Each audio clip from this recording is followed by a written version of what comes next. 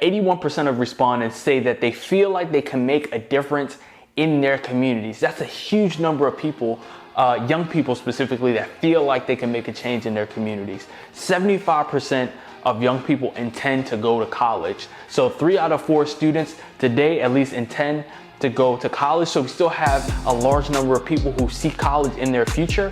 And more than half of teens say that racial justice was the number one social issue that was important to them. Second to that was women's rights, and third to that was LGBTQIA+ rights. And so we have these students that are politically sound and politically minded. We have these students that see college as a future for them, still as a viable path toward a meaningful life, toward meaningful work. And 81% of respondents feel like they can make a difference in their communities. And so it's almost like an increased level of urgency around social emotional learning, because we don't want those opportunity gaps to hinder the potential that students are exhibiting around being more engaged in their communities and on college campuses. What's going on, y'all? Welcome to Help Students Win, where we talk about all things education. My name is Jordan Davis. I'm a professional speaker, founder of JD Speaks, and your podcast host. And today we're going to talk about all things social emotional learning.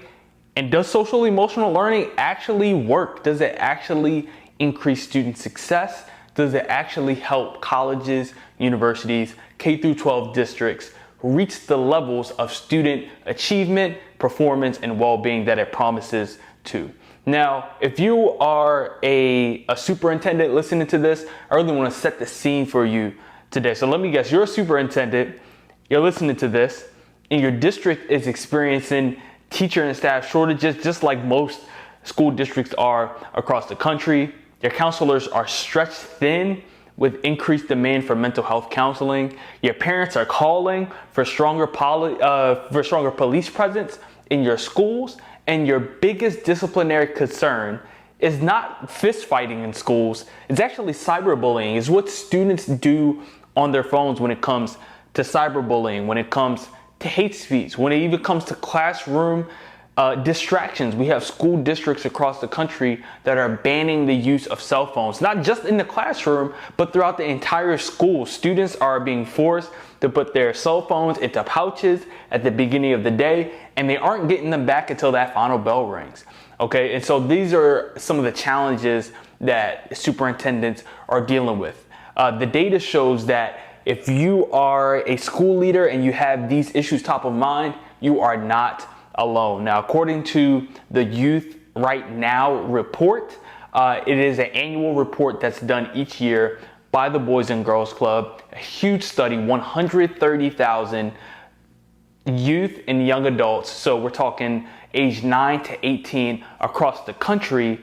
And in 2023, in this survey, they found that 40% of young people were bullied on school property last year. That's up from 37% in 2022, and that's up from 25% before the pandemic in 2019. And 18% of students said that they were cyberbullied.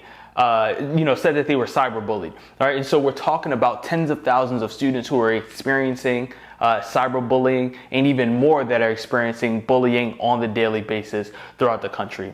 But maybe this isn't your story, right? Maybe you're a classroom teacher listening to this. I have a ton of teachers that listen to this show. You spend just as much time talking to parents about their child's grades and behavior as you are teaching your math class. Like, I literally hear teachers tell this story on social media, specifically on TikTok, kind of recounting the types of conversations that they have to have with parents in regard to their students. Now, this sounds like a parental engagement issue, right? And so what conversations are school districts having with the parents of the students?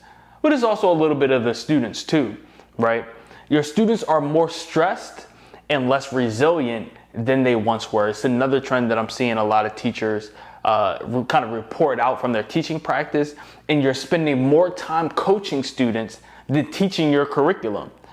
Maybe you send students to the office and they often come back unchanged. And when you want to learn about, when you want to learn more about what you can do as a teacher in the classroom, your professional development days, instead of being opportunities to actually learn how to transform your teaching, to learn how to support students, a lot of those PD days are spent in staff meetings and are used as grading catch-up days, right? And so there's research to show that if you're a teacher and if any of this resonated with you, you are definitely not alone. There's research to validate those experiences. 70% of youth, back to that Youth Right Now report by the Boys and Girls Club, in that same study, it was found that 70% of youth say that when something goes wrong in their life, they can't stop worrying about it. That's 7 out of 10 young people who reported that.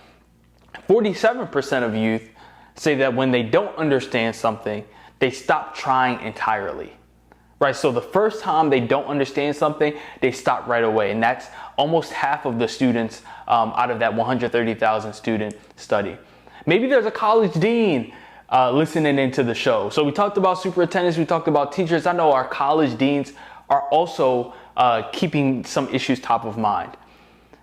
And maybe you have a different story. Maybe you're thinking about how your students are leaving campus unprompted, right? They're extending their leaves of absences without notice, and your teachers are in a frenzy, right? Maybe your campus ombudsperson is busier this semester than ever before.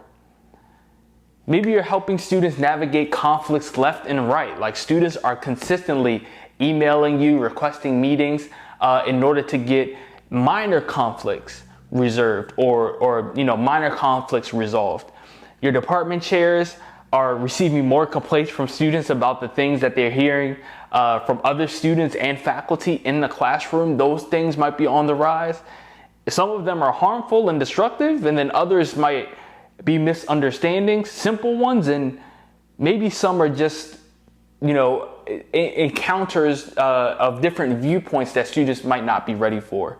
Now, the data on this seems to be more anecdotal, right? So we have less data about, as far as national studies on the social emotional learning needs of college students. But the data is resounding around K through 12 students. In the anecdotal data, right, when we talk about the reports and the journalism and the reporting of college professors being fired because of the things that they say in the classroom, about students elevating certain things to their department chairs and their deans, this is definitely an issue that we are having to grapple with. Now, all of these changes, whether you're a superintendent, whether you're a university dean, or whether you're a teacher, they all have a couple of things in common. The first one is that they are all indicative of the social, political, and emotional responses of students today in 2024.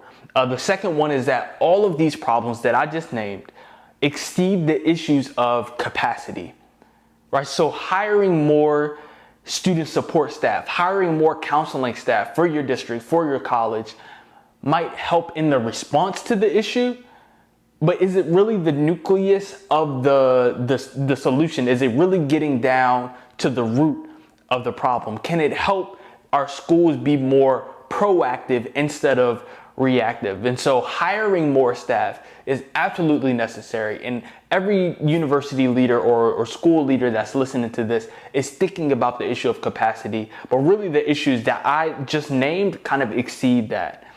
And then lastly, all of these challenges are a threat to students' learning in the classroom and their success after graduation. Now, I wanted to point out some of the positives that also came out of the Youth Right Now study. So it's not all bleak. I was pleasantly surprised to hear that 81% of respondents say that they feel like they can make a difference in their communities. That's a huge number of people, young people specifically, that feel like they can make a change in their communities. 75% of young people intend to go to college. So 3 out of 4 students today at least intend to go to college. So we still have a large number of people who see college in their future. And more than half of teens say that racial justice was the number one social issue that was important to them. Second to that was women's rights, and third to that was LGBTQIA+ rights. And so we have these students that are politically sound and politically minded. We have these students that see college as a future for them, still as a viable path toward a meaningful life, toward meaningful work. And 81% of respondents feel like they can make a difference in their communities. And so it's almost like an increased level of urgency around social emotional learning, because we don't want those opportunity gaps to hinder the potential that students are exhibiting around being more engaged in their communities and on college campuses. And so when we examine the role of social emotional learning, we realize that it's been used for decades in K through 12 already. It's really become a buzzword in K through 12, a lot less so at the college level. You don't really see a whole lot of college professionals specifically name social emotional learning as a priority for them, but I'm actually going to get into how colleges and how universities are going about social emotional learning. And really there's two different conversations here. So I want to isolate the K through 12 conversation that has a specific structure, that has specific systems in place, that has specific connections to local and federal and state government. And we also have colleges and universities that kind of have their own structures, which provides opportunities, but also limits to how SEL could be integrated. And so a study of more than 200 SEL programs showed that SEL programs yield behavioral and academic improvements. And so we see that when SEL is integrated in K through 12, it lessens the likelihood of suspensions, it lessens the likelihood of bullying and harassment, it increases graduation rates and students' academic performance, both on standardized tests and the subject matter that they are studying in their classrooms. Research out of PBIS shows that for every dollar spent implementing positive behavioral interventions and support, so it's kind of like another version of SEL, $105 are saved per student by reducing school suspension and dropout rates. And so there is a clear return on investment. When you invest $1 into SEL programs, school districts across the country are getting over $100 return on their investment, because they're able to lessen those disciplinary actions that are costly for students. Because as we know, these school districts, they get funding based off of how often their students are attending school. And so that's why absenteeism is such a big issue today in K through 12, because so much of the funding depends on, okay, who's actually sitting in the seats in the school day. And that's a big thing that we need to keep top of mind. Now, what's happening in K through 12 is that there's really a big conversation around the political implications of social emotional learning. There are a lot of conservative activists, conservative organizations that have identified SEL or social emotional learning as being connected to critical race theory, as being connected to queer theory, as being connected even to certain historical groups. And it really comes out of a language that has been put forth by organizations that support research around and provide resources for social emotional learning. So when we look at CASEL, for example, which is a well-known, again, researcher and resource provider of social emotional learning, they develop, again, resources and research around it. They say that, quote, SEL can be a powerful lever for creating caring, just, inclusive, and healthy schools. And so what a lot of conservative politicians, conservative activists have pulled from that is that just the word inclusivity is being used, it's kind of being weaponized to limit, to put bans on social emotional learning within school districts. On that same webpage, again, this is from CASEL, they go on to say, quote, in the context of SEL, equity and excellence refers to every student across race, ethnicity, family income levels, learning abilities, home language, immigration status, gender identity, sexual orientation, and other factors, engaging in high quality educational opportunities, unquote. And so again, those words, equity and excellence. We talk about race, ethnicity, all of these different characteristics that students have, these identities that students have. A lot of conservative activists are not even acknowledging that students have those identities and how harmful that is to students. And really just acknowledging that students are human beings in the classroom, like them seeing that as a threat to learning and as being aligned with critical race theory, which has gained a lot of pushback, a lot of vitriol from conservative actors. And so these are the challenges that we face as school leaders when it comes to implementing social emotional learning. Now, the research on the returns of social emotional learning are so overwhelming, but it's the politics of it that can really get in the way for a lot of folks. Now, for the schools that are using social emotional learning, for the districts that are in more liberal states and more liberal neighborhoods, social emotional learning is going really well, and it's implemented in different ways. And so most districts implement SEL by having teachers implement it into their teaching practice. And so a lot of schools, the most popular way that this is done in K through 12 is that homeroom teachers are actually designating part of their homeroom period towards social emotional learning. So this is an opportunity for those homeroom teachers to build a sense of community among students, to have students get into groups, to play games at the beginning of the day, to have students work in groups, to have students be reflective about their learning, about their lives after graduation, about what they're experiencing outside of the classroom, about current events that are happening in our society. So these homeroom periods are serving to be really crucial for the school districts that are trying to implement social emotional learning. We also have pedagogical infusions of SEL. And I find this to be less common in K through 12 schools because it requires some teacher training, right? It requires teachers to be trained up in how to even think about integrating social emotional learning into an algebra class, into a biology class, into a American history class, and acknowledging that one, learning is difficult, right? So even just getting students to be able to reflect on their learning process, and now we're talking about metacognitive skills that students are developing, having students practice working in teams and working through conflict, having students, when we talk about history courses, for example, being able to take the role of certain historical figures and being able to empathize and even sometimes rationalize why certain historical figures made decisions, some of them poor decisions, some of them might have been helpful,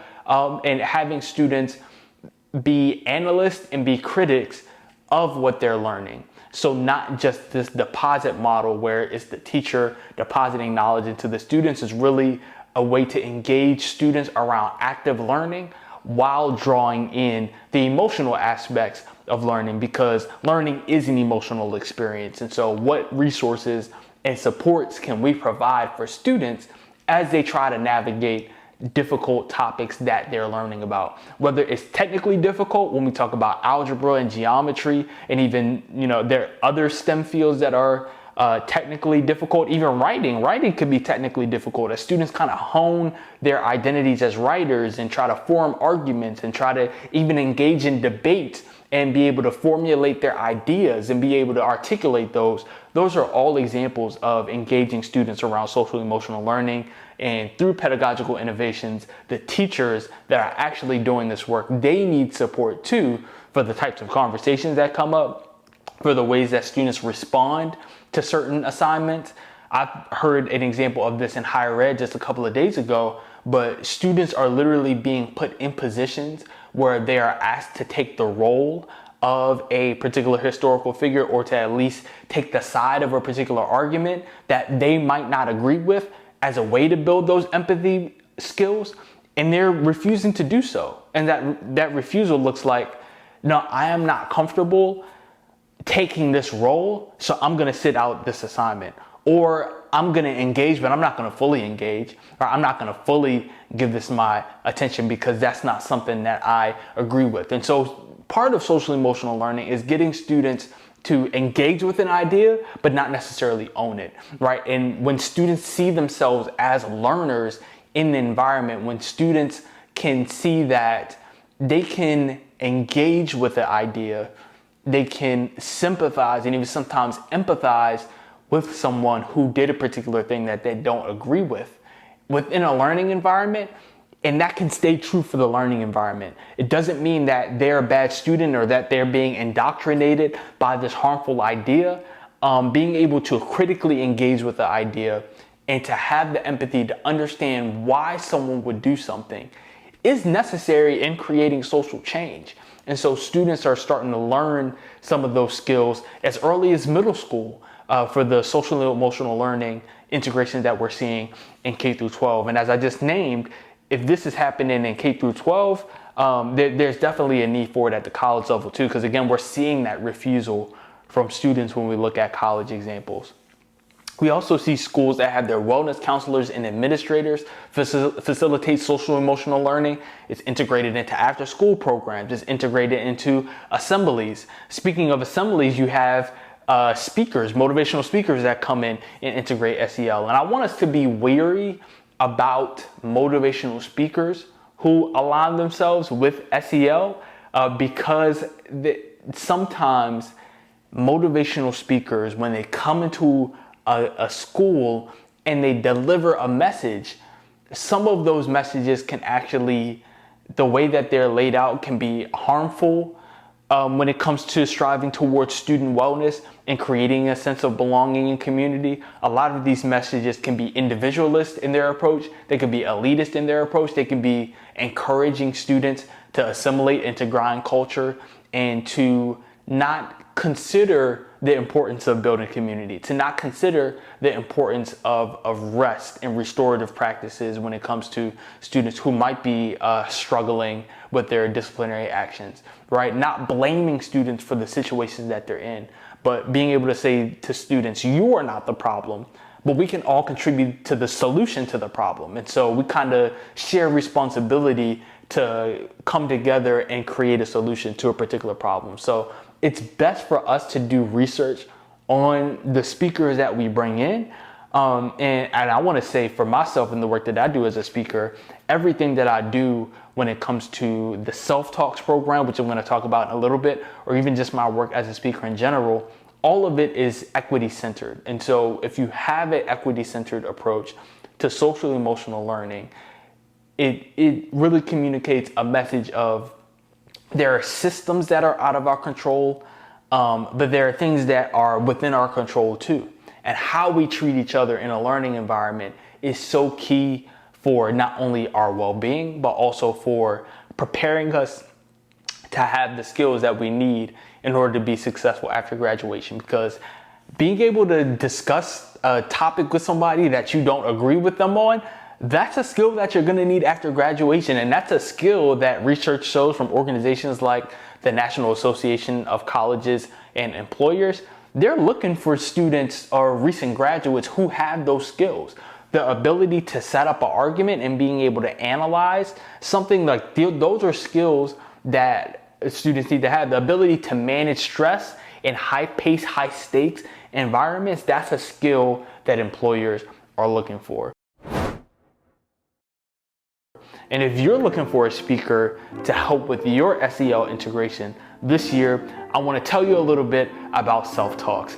And so Self-Talks is a student success program that is transforming middle, high school, and college students throughout the country. Now, you might be familiar with the social emotional learning program. Maybe you already have an SEL program or even some SEL initiatives at your college, at your school district. But what makes Self-Talks unique is how it combines content on academic success, equity and inclusion, student leadership, and mental health for students. And the research shows that when students are thriving in all of these areas, it leads to their personal success as students, as well as their professional success after graduation. Now, Self-Talks is fully customizable to your school or district's needs. There's no cookie cutter content, and every Self-Talk starts with a needs assessment with your school leaders to remove your specific barriers to student success.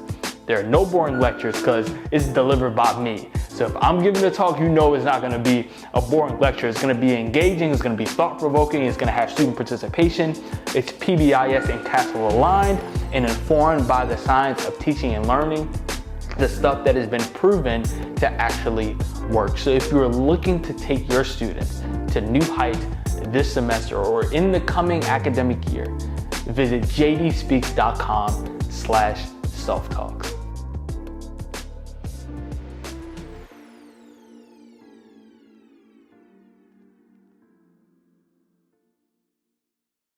Now that was all about K through 12. I actually want to go to the college landscape now. So how are colleges implementing social emotional learning?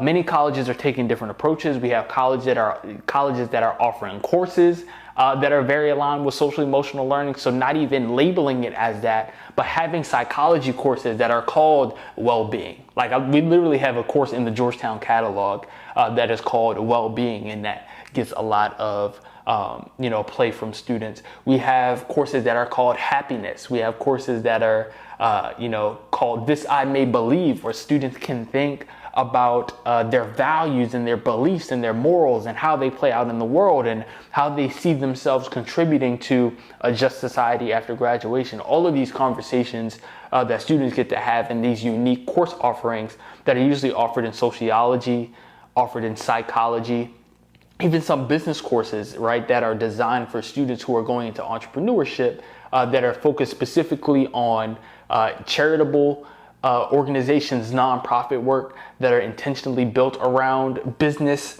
in service of social change. And so these are examples of how colleges and universities are providing students the opportunity to engage in social emotional learning through the course offerings. Now we have resident assistants that implement SEL programs into their work. And so I was a former resident assistant in undergrad, so I know all about the monthly programs that resident assistants have to put on for their students.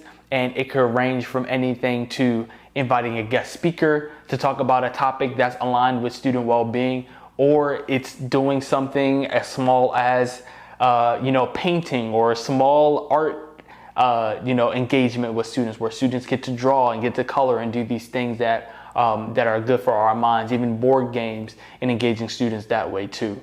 Student support services have events. They also have support groups that meet weekly, sometimes monthly throughout the semester.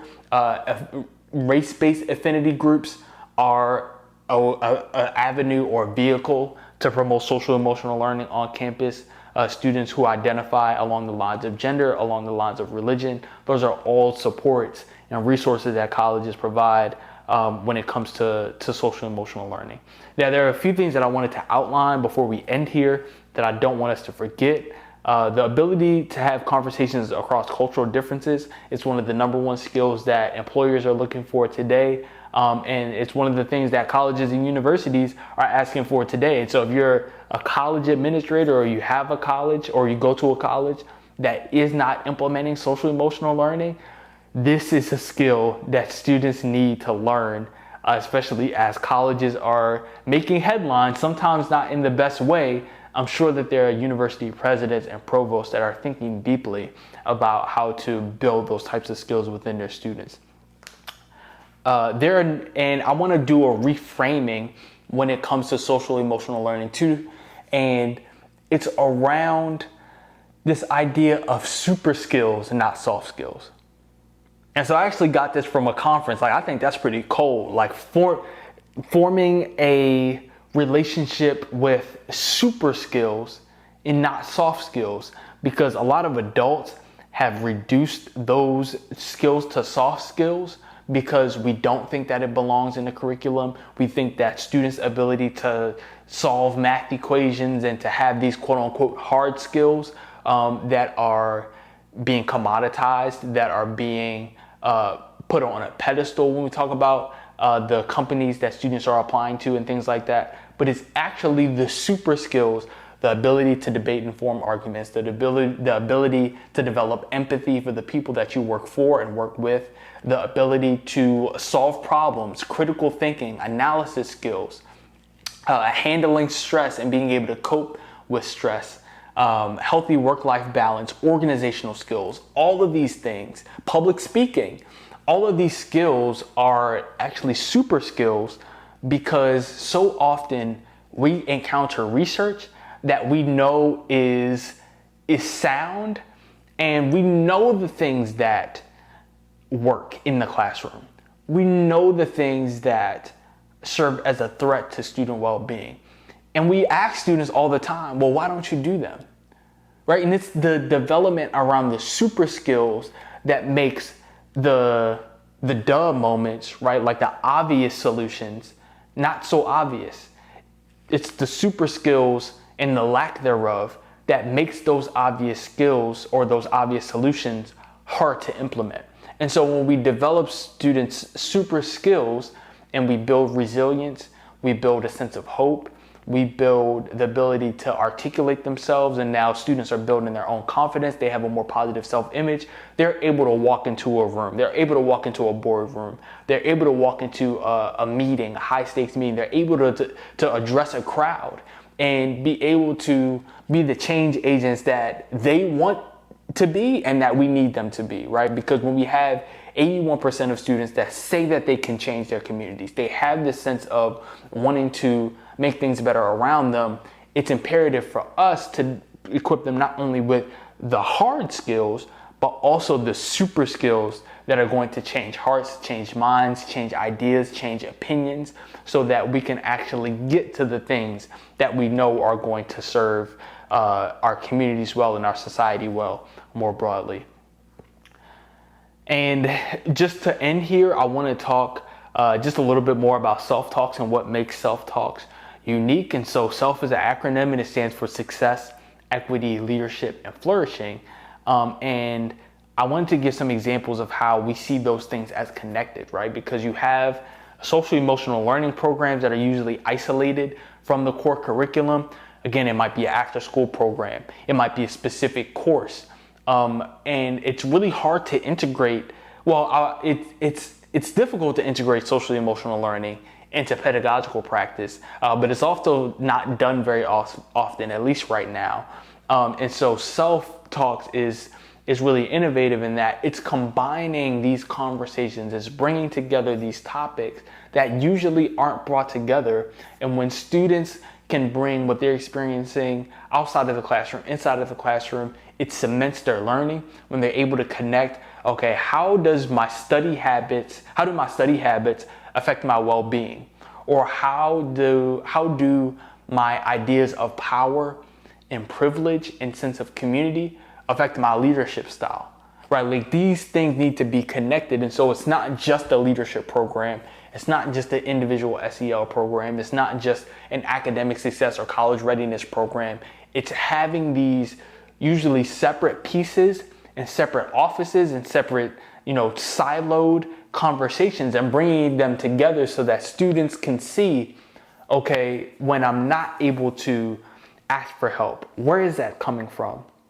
Is it because of my leadership style? Is it because of my own conceptions of power? Am I afraid to ask for help because I fear how I'm going to be seen by others? That's an equity conversation. Because if there's a sense of community that's built, if there's a sense of trust, and we've already destigmatized asking for help as a school community, that is the thing that's going to lead the student to do the thing that they know is right, but that's really difficult to do. And so, for example, many students don't care about creating change. Well, many students do care about creating change in their communities, but specifically, our college students end up losing some of that hope when they get through college. So either they find out that the work that they want to do isn't highly paid, or that there are extreme barriers to entry for that work. They kind of get disenchanted by the idea of solving societal issues, and they run to the field that's going to make the most money. I know a lot of law students, and that's a big thing when students go into law school, right? A lot of these students, they come in wanting to be, defense attorneys and public defenders and kind of serve the needs of people, but then they get wrapped up into business law. They get wrapped up into, the more lucrative avenues of law. They get into corporate law, and they kind of lose their passion for it, right? The passion that they came in with in order to solve problems in their societies. And so this is an example of where career success and potentially mental health meet. So when we talk about that flourishing aspect, realizing that young professionals in some fields, when we talk about STEM fields, specifically around nursing, around becoming doctors, but specifically nurses, because they're in those high stress environments, medical practitioners, when we talk about being politicians, when we talk about business leaders and entrepreneurs, again, lawyers, these are all extremely important, extremely rewarding career fields, but they are also the fields that are known to guide students toward unhealthy mental and physical health habits. And so young professionals in those fields really struggle and they burn out early, and they are even prone to substance abuse in some of those fields because of how demanding they are. And so we're not just talking to students about career success and what it means to get the job. We're talking to students about, okay, when young people like you get the job, here's what's happening to some of them. And so what skills can we build as students to make sure that we're putting ourselves in professional environments that prioritize our wellness, to make sure that when we do feel overburdened, when we do feel overloaded, we know the resources that are available to us as young adults, because when we graduate from college, that counseling center that was seeing us for quote unquote free, obviously we pay for tuition, a lot of students pay for tuition, but to have that level of access to resources, that's going to change when you graduate. And so knowing your resources and knowing where to get help, all of those conversations are important. Work-life balance and how to kind of design your life so that you're not just achieving the professional success, but you also have the personal and social success to go with it. Another one is redefining leadership for young people. So this is something that I love to do when I facilitate my leadership trainings for students who are in student government, for students who are presidents and vice presidents of career and technical student organizations. Leadership is such an important topic because it's such an abstract concept, right? Everybody might have a different definition of leadership. You might think that leadership means a certain position that you hold. You might think that leadership is to be the top the top performer in your field. That's your conception of leadership. But sometimes leadership is about serving the group that you're intended to serve. And so why do leaders make bad decisions? Why do leaders cause harm to others? Like, what actually drives people, good people, to do bad things when they get into leadership positions? So when people have power, they're making these types of decisions that before they had the power, they weren't making. And so what does it look like for you to be able to progress professionally? What does it look like for you to hold on to your morals and your values, but to also allow those to be malleable with new information and new experiences, but to not be so tunnel vision and so protective of what you believe that you're unwilling to learn from others, because so much of leadership is also about flexibility and empathy and being able to learn along your leadership journey. And so these are the types of conversations that are had with students in self-talks. And this is usually done through school assemblies. It's done through certain workshops that we do with students. And so as a school district, as a college, you could think about, okay, I want Jordan to come in to address all of my students about his story, about the whole self-talks framework. So there's elements of success, equity, leadership, and flourishing throughout that keynote. But in the packages that we also offer individualized workshops for different student groups, right? So it might be a workshop on work-life balance for first-year students. It might be a career development workshop for your graduating seniors. It might be a mental health workshop for your male leadership group, right? Like maybe you have a group of male students who might be struggling with mental health challenges. And so this is the type of support that is provided through self-talks. And as we end today, I want to leave you with a listener question. How is your college, school, or district implementing social emotional learning? Let me know by sending me a DM at JD Speaks on Instagram, or by sending your thoughts to jordan@jdspeaks.com. My name is Jordan Davis. Thank you all for your time, for your ear, for your eyes, and I hope to see you in the next episode.